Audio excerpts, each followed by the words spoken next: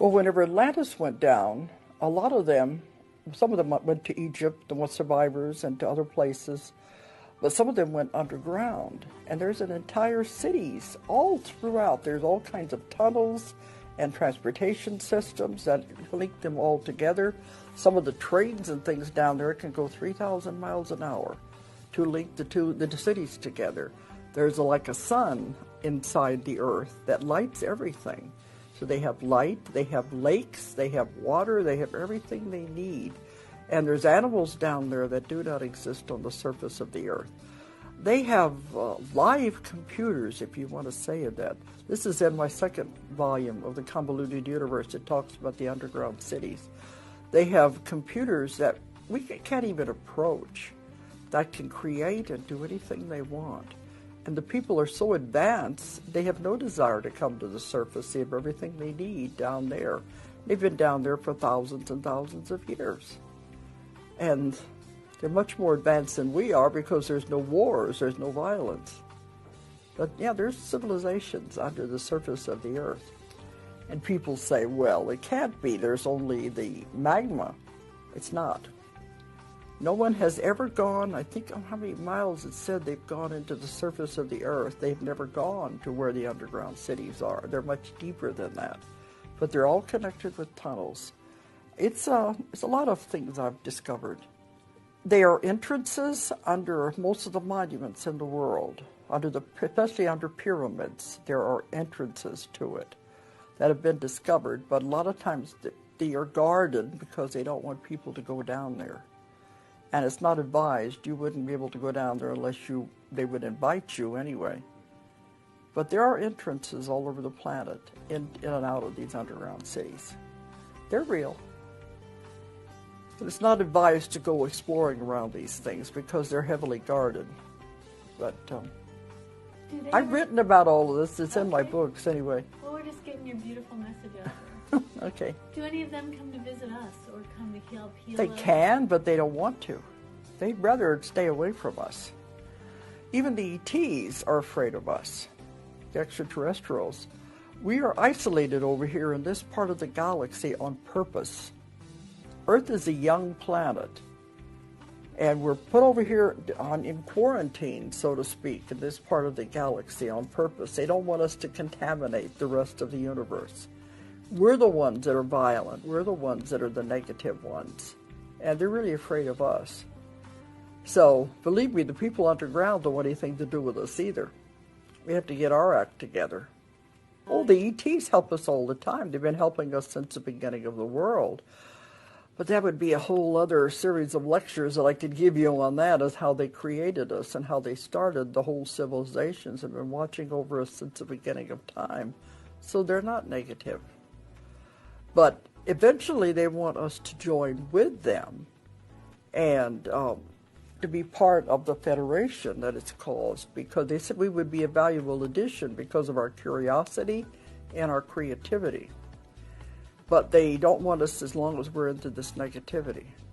That goes back to our animal nature, and we have to get rid of that first before we can ever be allowed to associate with them. So they just watch us and observe us and shake their heads. Can't figure out why we do the things we do.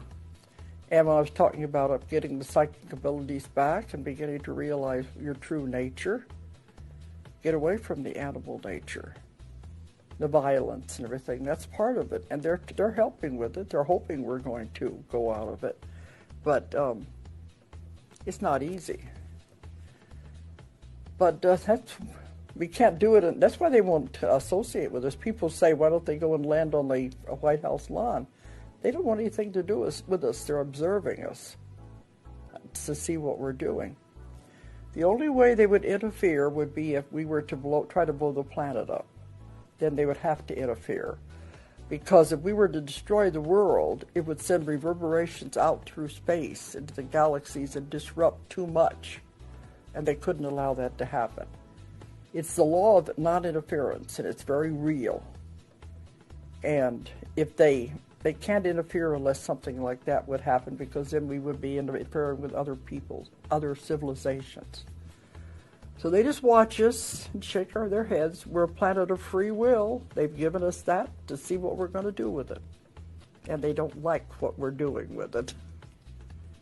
But that's all they can do. But I give lectures on that all the time too. But it's a whole other series to take it from the beginning. I've written 4 books on that alone.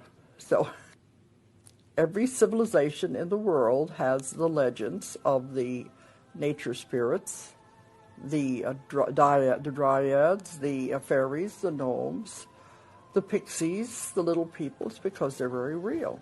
They're the nature spirits. Their job is to take care of the plants and the animals. And we have all been these things. It's like we've all been rocks and plants. We've also been fairies. It's part of our nature to take care of the animals and the plants.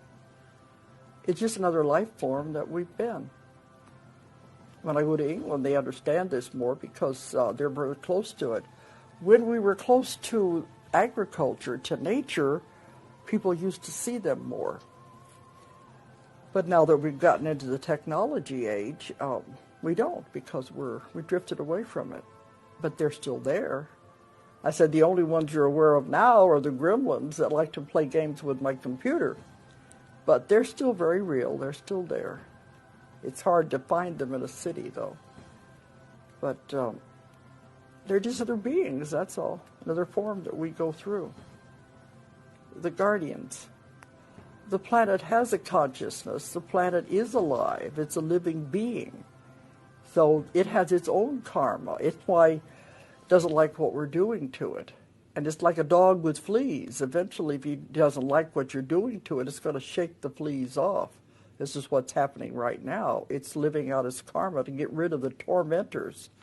No, the earth itself has a consciousness. It's very real. This is what cried out, "Help me." And this is where the volunteers have come in to help change everything that are coming in at this point.